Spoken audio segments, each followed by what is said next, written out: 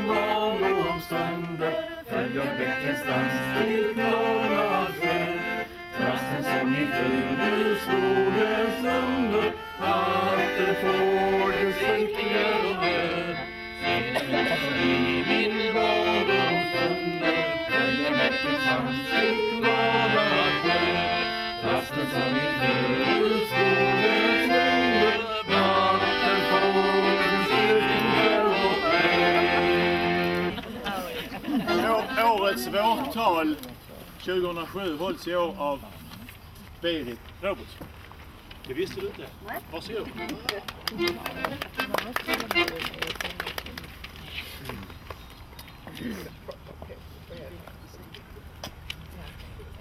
Visst gör det ont när knopparna brister. Varför skulle annars våren tveka? Varför skulle all vår heta längtan bildas i det frusna bitterbleka? Höljet var ju knoppen hela vintern. Vad är för nytt som tär och spränger? Ja visst gör det ont när knoppar brister.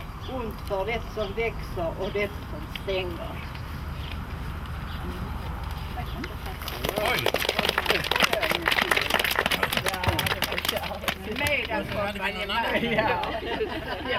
Det finns en grej till som är speciellt första maj som har varit i många år. Jag vet vi har en i Bergdala som alltid fyller år samma dag och han har då förmånen att få gratis flaggning.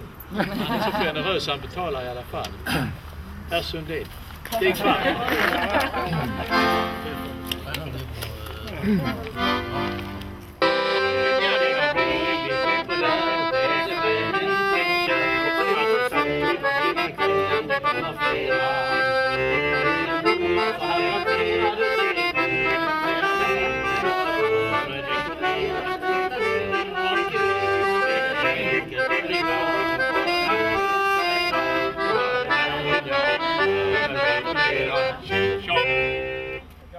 Ska man inte vara glad på sin födelsedag?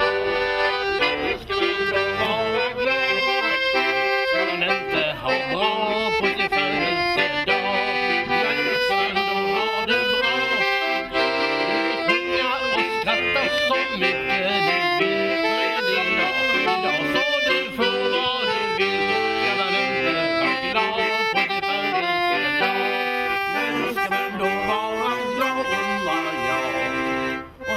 Nej, fallet lever väl för Det han. räcker, ja. Det kan han väl ha värd. Det räcker. Han lever!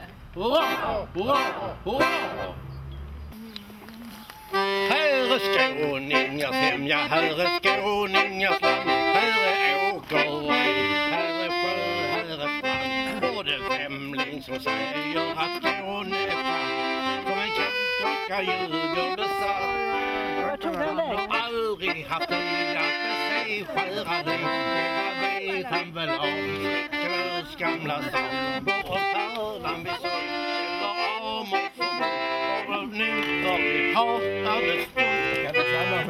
Här är uppe på allt som var gjort består. Upp på präster och bönder och kriger och spår. I vår bete och socker och vete och ja, det vackraste mål. Så nu duger våran äng, våran strand. Och nu duger vår gröt, våra svin, våra nöt. Och i Skåne det frost, både göd, kalv och gås. Ja, det bästa allt som bestås. Och när främlingar kommer så säger de säg hur Skåne i sommarens fägring kan le. Säg vad saftiga ängar med landmannens guld som står upp ur det urskånska bull. Har du sittit så kan, har du sittit så där stan. Ja, du vet sådan mat, ja du ser hur vi har. Och det folk som finns, både karlar och prins. Det är kärnfolk från Skåne och vinst.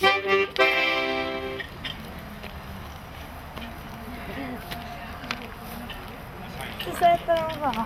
Såna har vi.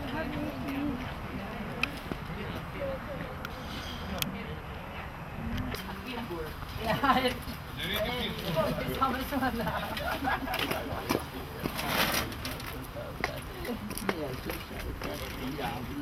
Jag vill så gärna visa så han är inte den andra. Nej. Han tycker inte om att bli klappad sådär. Det är väl fri, du vet han va? Nej, jag vet. Först så kunde jag börja läsa. Sätta alla borta. Han är rolig. Ja, mycket. Hur är det?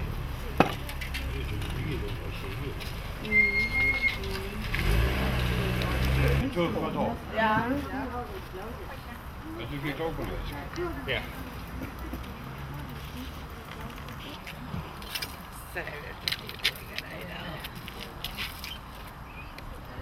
Då kan man inte ta den på allihop. Det får sladd och alltihopa. Vad ska ni mer begära? Nej, en 100 framtid för slaveri. Nej, ja. Är det bättre kaffe där? Va? Nu. Va? Är det bättre kaffe där? Nej, det är bättre kaffe än det är hemmalaget. Det är väl det. Men inte jag kommer upp på morgonen. Och morgonen tar dina grejer med hit. Och sen. Det kostar 5 kronor. Då kunde du hitta det. Har du inte grejer att sälja? Ja, det är ett barnbarnsbarn. Ja, det är perfekt. 4 månader. Ja, men det går på. Då får du faktiskt ta det till de läkare till Som är stora. Han kan vara halvår, 8 månader. brukar få se. Jag har med oss alla 4 månader. Babykläder har jag massor. Vad är det en hund eller något? Jaha. Annars är det bra med chicken. Jag vågar inte. Ja. Nej, det vågar jag inte köpa. Jag kan inte. Nej. Bara massor. Ja. 4 månader, vad kan det vara för storlek då? 60. 68. Ja. Och jag har sådana fina dräkter som jag har köpt i USA och så. Jättefina, det kan du inte missa. Jag fick ringa först och fråga. Ser du det? Så du är en fjällbar? Som Ja, visst. 6 månader, den är jättefin. Jag vill säga den. Det tycker jag också. Men det är känsligt. Jag tar den.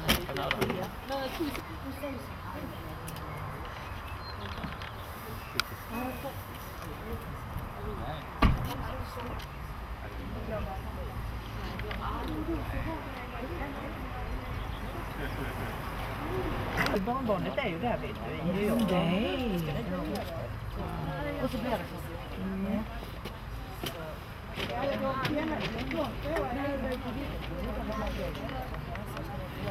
Pussar dig.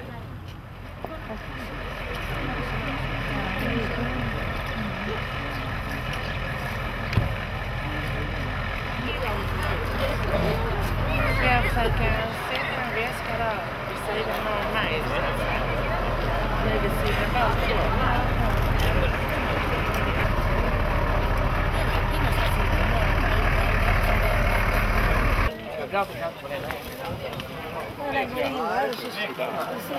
Gärna i en singelplats. Jaha. Det är inga större resväskor. Jag vet inte om jag ska ha i detta nu eller sen eller med detsamma. Vi väntar lite med det. Jag sätter här så tar vi borden först.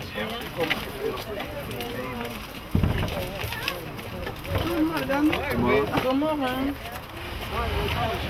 För att det blir galet. Det var inte meningen. Jag går ut på utfärd med bostadsrättsföreningen här. Så att om vi ringer mig under dagen så är jag alltså inte hemma förrän ikväll.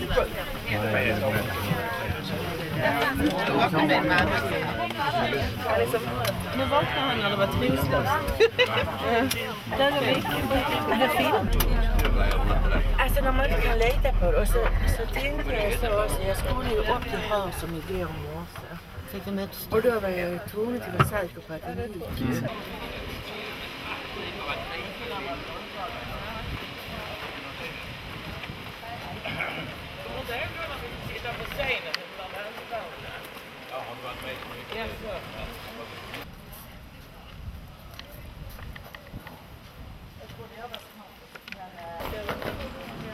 Ja, man hej. Är det här? Ja.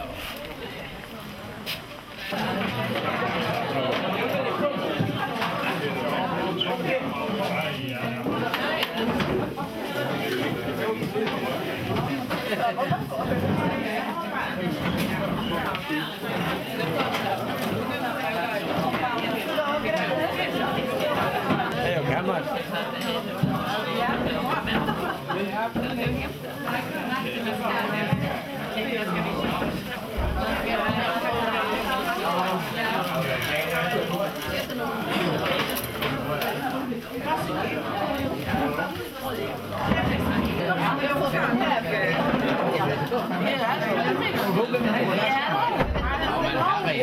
Jag måste säga att kvinnorna har en ibland. Jag hänger inte med.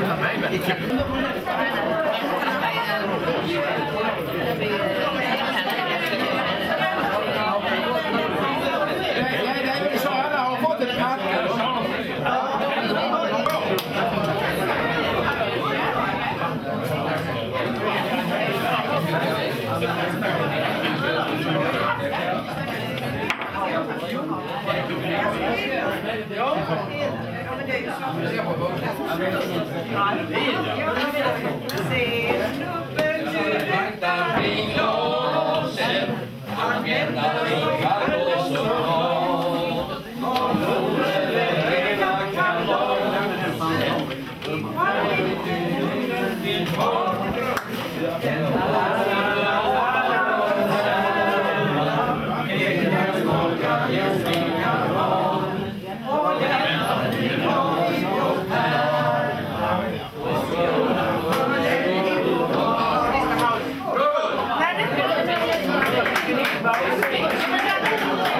Vi är nu på Hallsbergs gård, ja.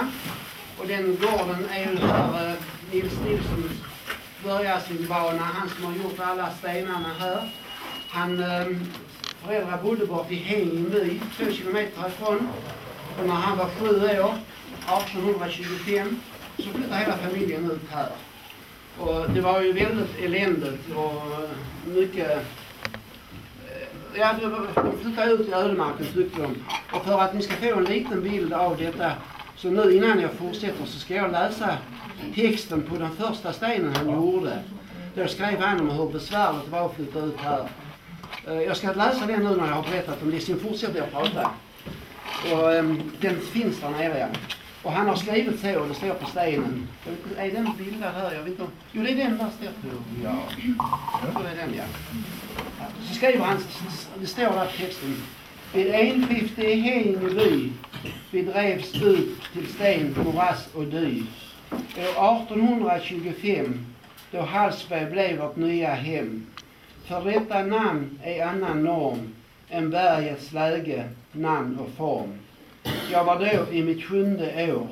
Hur här såg ut i minnet står. Min hulde far av kärlek varm, för en sjuk maka, 2 små barn.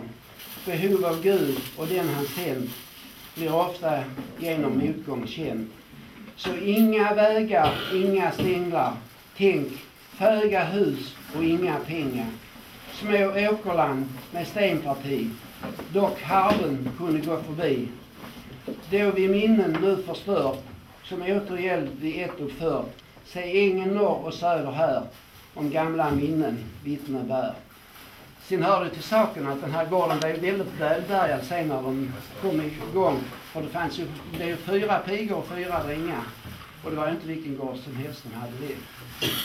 Och när han började gjorde den stenen så hade han med tanke på att göra fler. Han gjorde alla dessa 13 stenar som ni ska se där nere, och jag ska berätta mer om dem där nere. Han gjorde dem till Guds ära. Och där står att de ska stå kvar på sina platser, så som en påminnelse om jordelivets korthet, dess slut, samt om evighetens oändlighet. Därför har han gjort det i sten. Ja, sen har vi då museet här, och vi har där nere i Möllehuset, som vi ska ta sen. Vi hade en gård som hette Charlottenlund innan, som var ett enkesäte för Öders kloster. Och där blev för hög hyra som flyttade hit allt. Och allt det som fanns där, det finns nere i Möllehuset. Och där har vi ett dräktmuseum och ett vapenmuseum. Och Skumpens häradsdräkt finns där, Nils Månssons, som startade skolväsendet.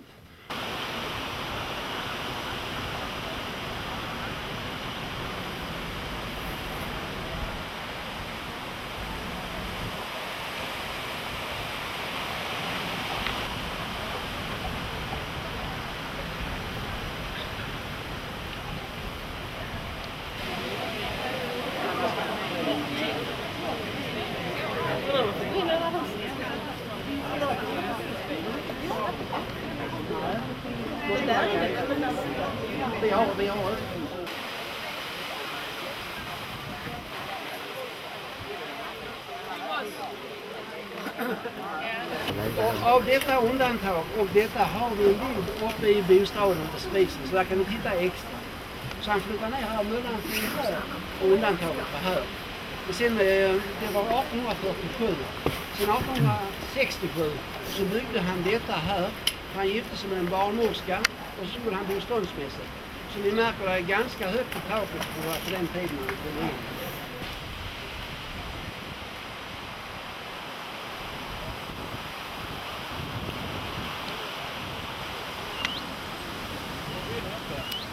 Det har tagit enorm tid att hugga till.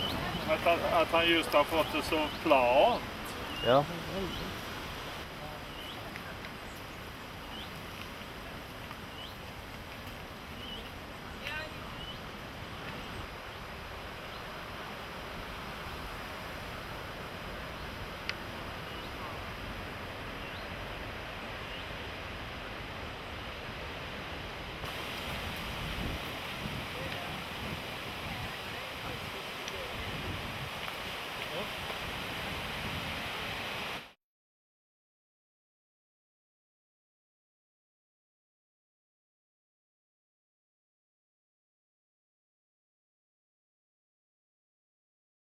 Den här kyrkan är, vill jag nog säga, fullständigt unik i Norden.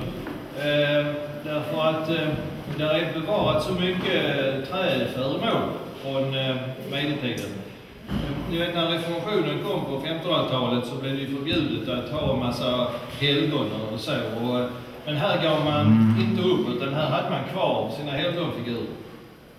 1629 tror jag så hade vi en biskop i Lund. Han var väldigt förnöjd. Han kom hit här och han blev förfärad över det avguderi som höll på att hända här. Han kom in genom den porten där som ni ser där. Och kan ni se den här pompöse, han kom från Själland tror jag. Kom in där liksom så, vad händer här, vad händer här? Där händer fullt med kryckor och väggar och allt och gamla knän och jag vet inte vad. Det var ett avguderi utan dess like. Därför att mitt i kyrkan, där vi nu har, på andra sidan den mittpelaren där har vi en stor träaltare som föreställer den heliga treenigheten. Men där var Sankt Olofs beläte i trä. Hemskt, och det var till den man bad. Ja, och man blev helbrägda i ord, och de bar in halvdöda människor, de gick härifrån heldöda, eller så ja, det var levande och jag vet inte vad. Så ut åkte den Sankt Olofs-statyn. Men han lyckades inte få iväg de andra, så att här är faktiskt rätt så många fina skulpturer här. Och den finaste av dem alla, det är den som hänger här. Nu vågar jag inte sträcka mig för långt åt det hållet, då går larmet. Ja. Det är väldigt svårt att komma in i kyrkan, man måste beställa tid för att annars hade de här sakerna försvunnit här och här. Ni vet till exempel, det var ju i Norrland var det ju mängder med stölder från kyrkor. Och det var ju en spanjor som hade gjort det. Och det hittade man nere i Spanien. Men eftersom han hade sålt det till en tredje man så får vi inte tillbaka dem. Därför att de hade köpt detta i god tro. Så de sakerna som har varit sedan 1100-talet uppe i Norrland, det kan man bara lägga beslag på. Så det finns ett öppna marknaden nu därför att vi får inte köpa. Vad är det för trams? Det är bara till att ta tillbaka grejerna liksom. Jag menar, det kan vara god tro. Om de säljer ut en 1100-talssak, då får man ju själv skylla sig själv om det. Men alltså så illa är det, och därför måste man stänga kyrkor och så idag. Jag har en liten skrift här, jag ska läsa lite högt för er. Hur det kunde gå till här. Det var så sent som 1816 så skrevs detta här skriften. Det står så här: tvivelsutan strömmade en stor myckenhet samman just denna dag, den 29 juli. Det är helgonets dag, Sankt Olofs dag, 29 juli. Det var då han blev ihjälslagen. Ja, först så, där åkte huvudet. Och sen så, där fick han ett spjut i hjärtat. Och sen så var man framme och hackade på honom. Uppe norr om Trondheim i Stiklastad 1030. Norrmännen är på det viset. Men i vilket fall, det är 29 juli. Jag går till texten. Det kommer även från fjärran orter, drivna av from önskan, av fåfäng nyfikenhet eller av falsk tro. Man besöker tillsammans marknaden som hålls vid porten till kyrkogården och som varar i 8 dagar, trots hinder från överheten, alltså biskopen. Så stort är besökarantalet av människor att det är svårt att komma fram. Vi såg blinda, halta, stumma och sådana som vore behäftade med andra sjukdomar samlas hit, vilka hängivna sin övertro fullt och fast var förvissade om att det tack vare Olof skulle få den hälsa som det åstundade. Sedan det bett sina böner fortsatte det fram till helig Olofs bild. På nytt lät det bönerna strömma fram, men tysta tog så yxan. I denna bilden här. Denna bilden har hängt alltid. Tog så yxan, vilken de 9 gånger beströk sin kropp och i synnerhet sin sjuka eller skadade lem. För att kraften i yxan skulle bli större satte de den tillbaka 3 gånger i Olofs hand. Batteriladdare. Ja. Det är fantastiskt. Man menade att yxan själv hade en läkande kraft. När detta var gjort för 3:e gången gick bort under det att de gav löften. Men gåvorna offrades inte enbart för att man skulle slippa olika sjukdomar utan även för havande kvinnor liksom barn och även kreatur på bete skulle vara välbehållna. Så gick det alltså till. Och här hänger han. Sankt Olof, Nordens främsta helgon, begravd i Trondheims domkyrka. Och då, den här bilden, där sitter han alltså, det är en liten ängel som spelar fiol, det är så fint. Och sen har han yxan, den var mycket större, 10 gånger större från början, men på 1700-talet så var det en prästfru här som tyckte att man skulle reducera kraften så hon lät smälta om den. Hon behöll 9/10 av yxan själv. Så att det är bara 1/10 av ursprungliga yxan. Men det är materialet, det är samma material, så det har fortfarande kvar kraft. Han trampar på en krönt vilddjur, eller en man. Det är den kungen som han mördade honom i Norge, han var hedning. Men han besegrar honom genom att han dog martyrdöden. Och då tog man alltså den här yxan så här. Ja, och sen så strök man. 1, 2, 3 och så sa man Sankt Olof, Sankt Olof, Sankt Olof. Sen var man tvungen att stoppa i den och ladda den igen. Och sen så... Och sen så gör det. Och detta var innan strömmen fanns. Och då hade man så offrat först i kistan. Sen skulle man gå bort och offra på några andra ställen. Och på 1400-talet så ristade man in i de här pelarna sina bomärken också.